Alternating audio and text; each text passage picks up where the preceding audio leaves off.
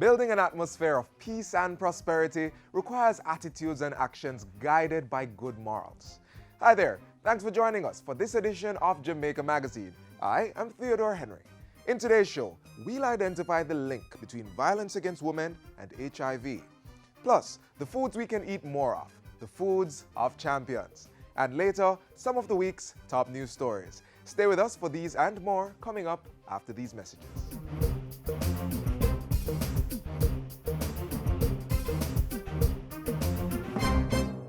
Don't make diseases spread. Wash your hands with soap and water instead. Wash them regular or use a hand sanitizer. Make sure the germs them dead. Touching your eyes or your mouth or your nose. Wash your hands before you do things like those. After you use the bathroom before preparing food, come on, wash your hand them clean. The Aedes aegypti is one of several types of mosquitoes found here in Jamaica and elsewhere in the world. Know them. They are small, dark mosquitoes with white lyre-shaped markings and banded legs. The Aedes aegypti mosquito lives in and around places where people gather and breeds anywhere water settles, such as artificial containers in and around homes and other buildings. It's a vector that transmits the virus that causes a number of diseases, such as dengue, chikungunya, and the Zika virus. Find them. Destroy them. Cover water containers to prevent mosquitoes getting inside. Dispose of garbage containers to prevent water settling in them. And frequently check and empty any container that water might settle to ensure these are kept dry. And scrub vessels clean to get rid of eggs. The Aedes aegypti mosquito. Don't give it a home.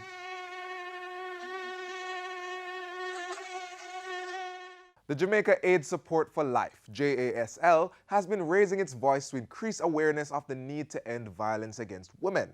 It has established a clear link between this behavior and the potential for spreading HIV and AIDS.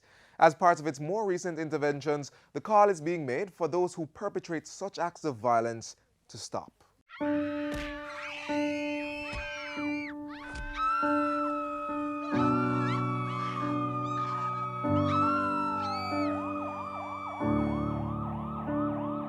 He says that he loves me. He says that he could never imagine not having me around. Almost 1/3 of women who have been in a relationship report some form of physical and/or sexual violence by their intimate partner. See, he says that we're made to be together. For better or worse, it will always be him and I. Victims or survivors of intimate partner violence are often reluctant to talk about it. See, I adore thee would be too simple. And measuring soft kisses could never amount to the way that he truly feels. So, he allows his tongue to spill out words like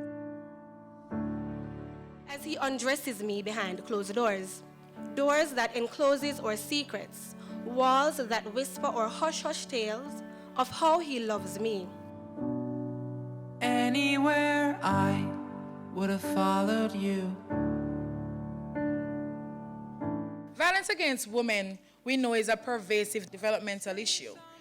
It results mainly in multiple negative health outcomes, and it reinforces underdevelopment. It has also been determined that violence against women or gender-based violence increases the risk of contracting HIV. The link between violence and HIV, it's complex, but it's influenced by biological, socio-cultural, and economic factors. Forced intercourse with an HIV-infected individual leads to HIV transmission.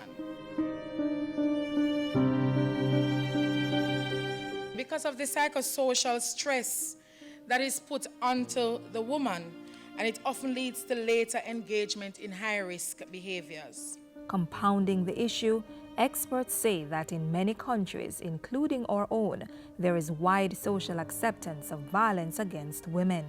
Every country in the world does it. Every media does that. Whenever you see something in the news that relates to violence against women, immediately the media covers her, not the perpetrator. What was she wearing? What's her moral fiber? What is she? The victim blaming that comes with that is immediate, and it crosses all cultural boundaries. This social acceptance of violence is a pressure on both boys and girls. What is it going to take for that acceptance, that tolerance, to change? The Jamaica AIDS Support for Life, JASL, is looking to be a change agent. In 2013, JASL began a project called Expanding Gains to Decrease and Prevent Violence Against Women in the context of HIV and AIDS. It's funded by the United Nations Trust Fund to End Violence Against Women. We expect that women and girls who are affected by HIV will have increased access to integrated VAW and sexual reproductive health services. We expect that women and girls who are affected by HIV have improved literacy and advocacy skills to respond to the issues that affect them. Now in its third and final year, the project has engaged and provided training for over 1,200 women and girls. Coming out of the workshops held with women from all key groups, issues were identified, as well as gaps in policies, legislation, and programs. And positions were taken on what the women needed to see happen as relates to improvement. Over the next few months, these issues, gaps, and positions will be taken by select women advocates to key duty bearers, including policymakers, during face-to-face advocacy meetings. The experiences of these women and girls are also being used to inform a media campaign that was launched on March 2. Our vision for women by women. And if you're on Twitter, hashtag #ZeroVaw0HIV. From this multimedia campaign, JASL expects that the reality of VAW and its effect on HIV will not only create widespread awareness, but also effect some change in attitude and behavior. Facebook, Twitter, and YouTube will be employed to get the message out to the various target audiences. Our revamped website will be a one-stop shop for all the pieces of the VAW-HIV campaign, among other things. JASL has also produced 3 videos to spread the message. There's no excuse for violence. Our mothers and sisters don't ask to be raped or sexually harassed, even if they wear a short skirt. If you see a woman or a girl being abused, report it. Awareness has to lead to behavior change. It is possible. It is possible. Our generation can stop violence against women and our girls. Our generation can end violence against women and girls. Truthfully, he says that I am special. And honestly, I believe he's being truthful. Because he doesn't just love me with his heart, he allows his love to splatter like art across my eyes and inner thighs, where my skin hides the permanent etchings of his touch. And I have never had anyone love me like this before. Never had anyone express their love with such passion. Never had anyone fasten their fist to my face in hopes of defacing any ounce of doubt that may exist within me. And I wear his scars like paint marks hidden beneath my clothes as reminders that even if the world never sees, he shows me. He shows me. He shows me with puddles of bright red blood and mottled rainbow-colored bruises that he will always love me. He loves me. Say something, I'm giving up on you.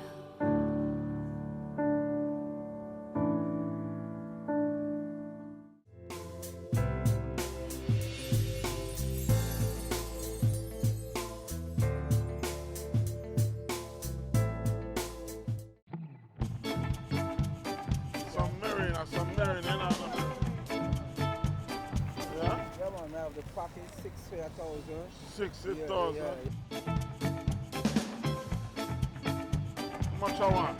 Yeah, man, 2 base I want. Man, no one yeah, man. Same.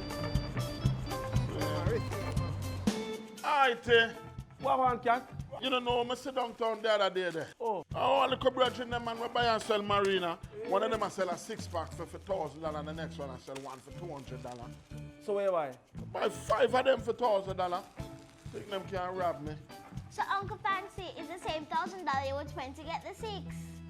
Seriously? Tell them again now my math brains. Math count. Math count. Sponsored by the Ministry of Education. Parliament, which is part of the legislative branch of government, was dissolved on February 5 to facilitate the 2016 general elections. Now that the polls are behind us and a new government is in place, a new parliament has to be convened, meaning the 63 persons who were voted in the lower house or the House of Representatives and the 21 persons appointed to the Senate, also known as the upper house. Hence, Thursday, March 10 marked the opening of the new parliament and swearing-in ceremony of its members.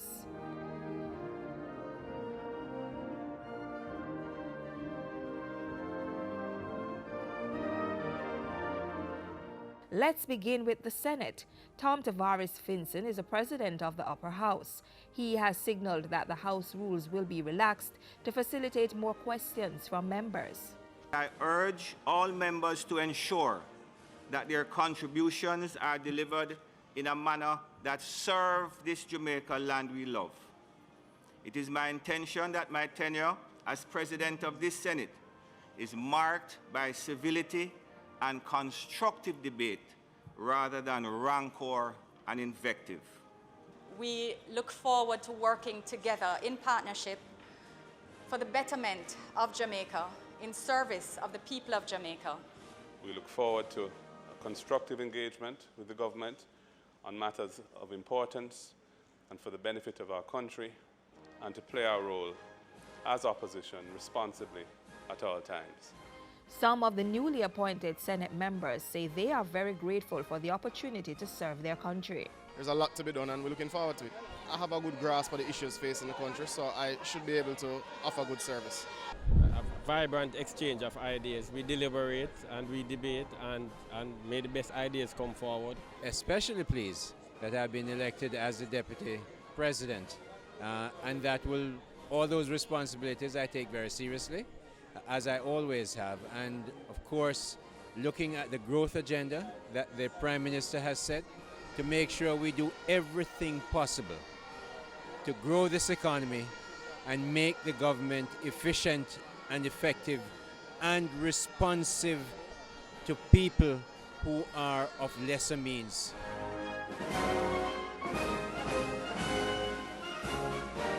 Most members of Parliament, that is, those elected to serve in the House of Representatives, also took the oath of office. Colonel Charles Sr. will take charge of the lower house through his appointment as Speaker. I am well aware of the duties of the Speaker, and I'm prepared to live up to my standards and to have my colleagues be encouraged to live up to the standards. He will be supported by Derek Smith, leader of government business in the House of Representatives, and Philip Paulwell, the leader of opposition business. Prime Minister Andrew Holness has expressed confidence in the Speaker. Mr. Speaker, yours is an awesome task. Tremendous responsibilities rest upon your shoulders. We have every confidence that you will be judicious, firm, impartial, and professional in presiding over the business of the House. Prime Minister Holness also urged parliamentarians to uphold the highest standards of conduct, adding that the people of Jamaica should be the priority.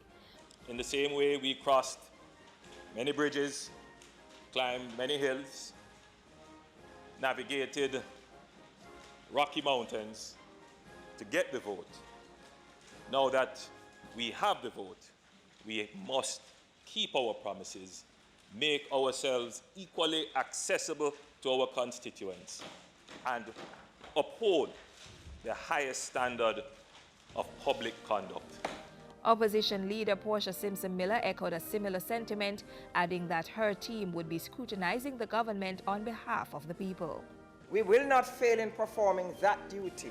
We will be strong, we will be vigilant, we will be firm. We will provide constructive criticism let us endeavor to be sober, respectful, forward-thinking, and mature as elected representatives of the people of Jamaica. Let us put Jamaica first and work together to build our great nation. Thank you, Mr. Speaker.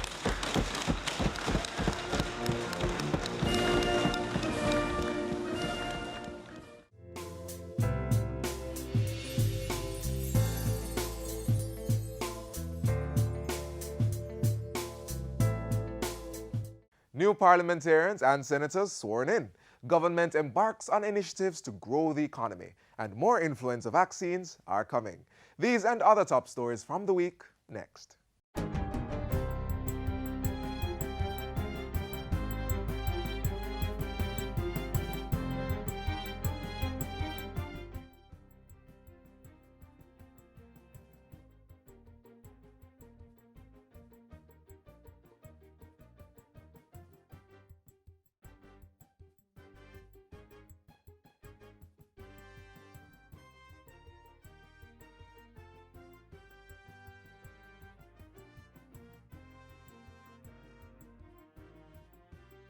For us to accomplish this, it requires a mature political outlook and the building of public trust. Trust that as a government, we will be frugal with the public's affairs. And that this takes precedence over our own personal desire for status.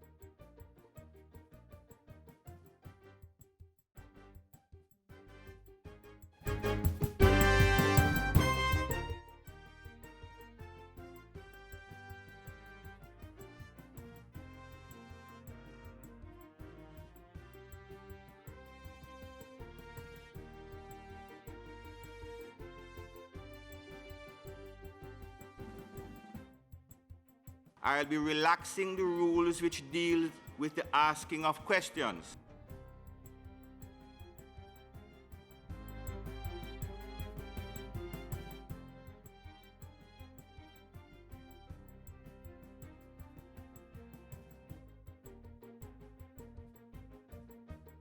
Already we have started the process of fast-tracking investment projects that are only being held up by decisions.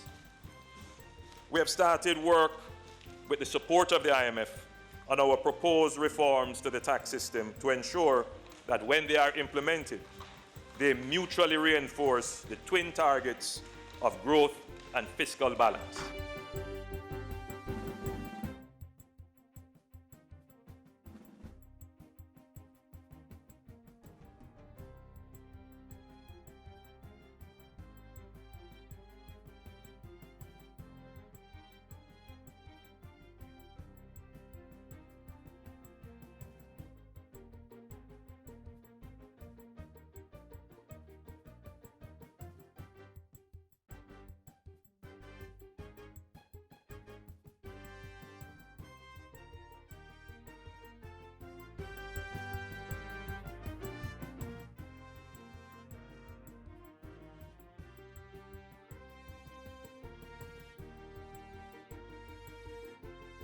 It's on the way. There are changes that have to be made, obviously, because of to reflect the new changes in the cabinet. So, but that's a technical thing, and that's being worked on. Obviously, the interregnum of the election has distorted the normal schedule of the budget. So I'll have to announce a new cycle shortly.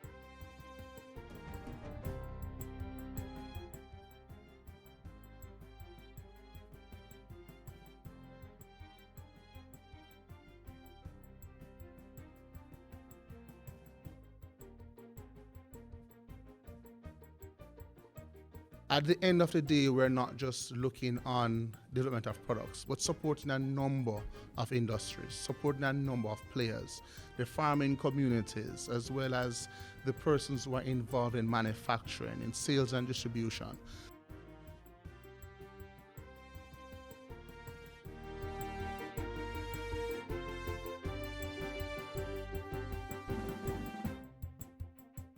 The Transport Authority is changing how you pay for services. Very soon, the authority will be fully cashless. As we move to the cashless system, the authority now provides several quick and easy ways to pay. Pay using Multilink services at any of our offices or any Bill Express and Paymaster location island-wide. You can also pay with a voucher or through e-banking at any National Commercial Bank, Bank of Nova Scotia or Sagicor Bank locations island-wide. Plus, for commercial carriers, you can use the Transport Authority's online portal at www.ta.org.jm. Save time and money by making use of these quick and efficient payment services. Jamaica possesses some of the best things the world has ever beheld. Our people are world champions, and our foods are carriers of the finest flavors. Just take a look. The Jamaicans are running away with the event. Can Trinidad and Tobago take the second spot? Asafa Powell, Jamaica, gold, 37.10. World record! Born and fed in Jamaica, homegrown athletes sustained by the foods of the soil, enriched to reach international heights of glory. This is a fabulous moment in Jamaican and Caribbean track and field history.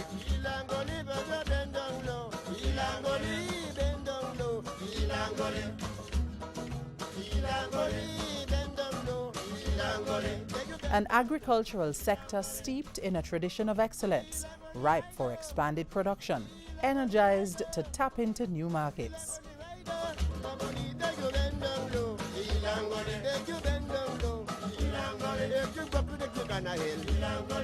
A nation of champions.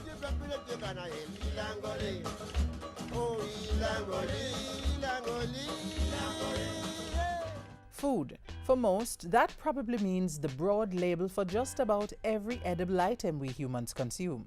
Now, Jamaicans fully agree to this, but in the lingua of the island, food is also a specific term for the side dishes that accompany the main course of Jamaican meals. You might also hear them called ground or grung provisions: yam, potato, sweet or Irish, dasheen, cocoa, cassava, and others that are staples of the island's agricultural output. Farmers, supported by government and strong private groups, plant and harvest these crops for the discerning Jamaican consumer and a reliable export market.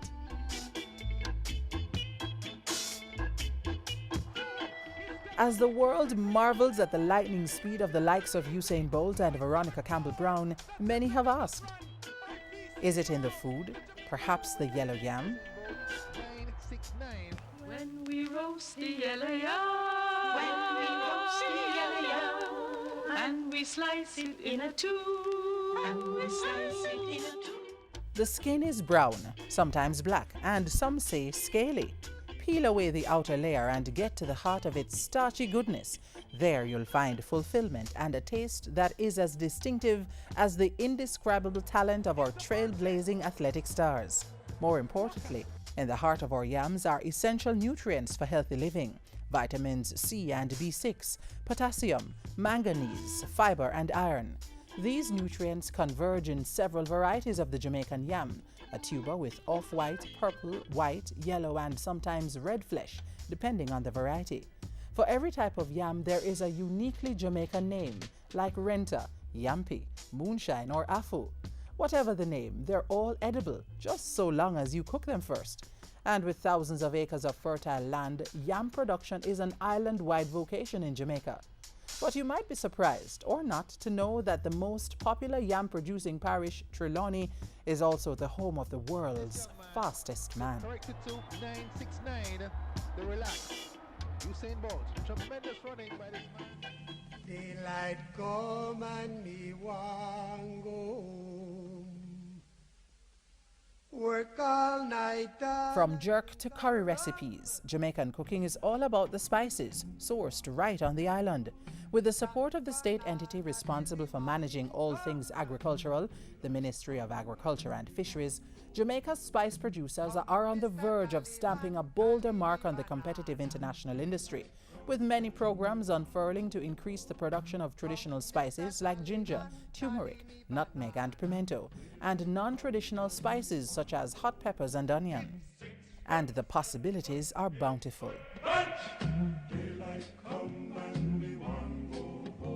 Take ginger and turmeric, for example. Both grow with relative ease almost anywhere on the island.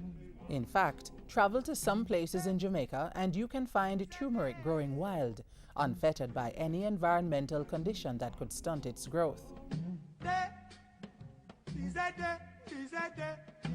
Whether for use as a condiment, for its healing properties, or simply for coloring, consumers worldwide can't seem to get enough turmeric. Global trade in turmeric has been trending up, and so have prices. As for Jamaican ginger, it has long been considered among, if not the best in the world. Current global demand for Jamaican ginger is estimated at 21,000 metric tons in its fresh form and 4,200 tons dried, and there's room for growth.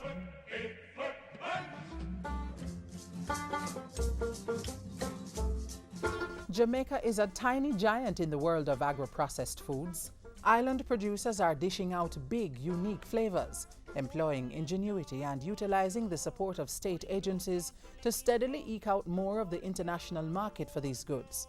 Jamaican companies like Central Food Packers are making a mark on this agricultural offshoot, exporting quality canned, bottled and baked foods to markets in North America, the United Kingdom, Canada and the Caribbean.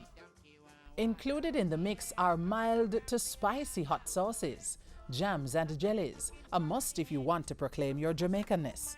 Ackee, delivered to you in a can, and for a bit of green delight, callaloo canned in brine.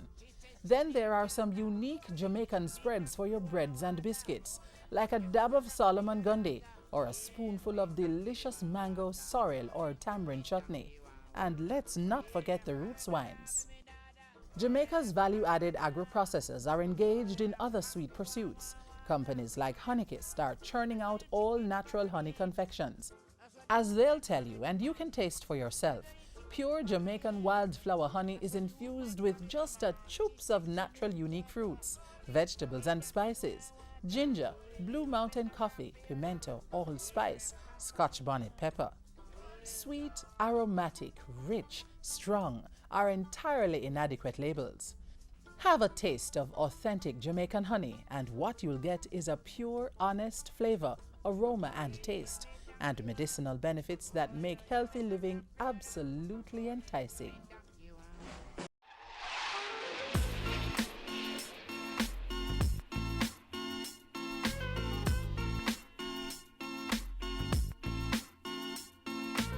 And that brings us to the end of today's edition of Jamaica Magazine.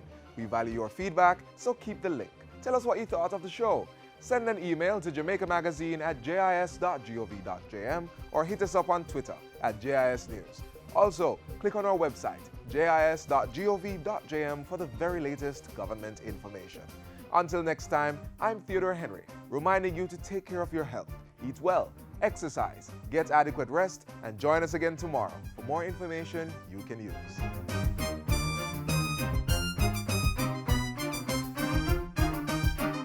This has been a production of the Jamaica Information Service, the voice of Jamaica.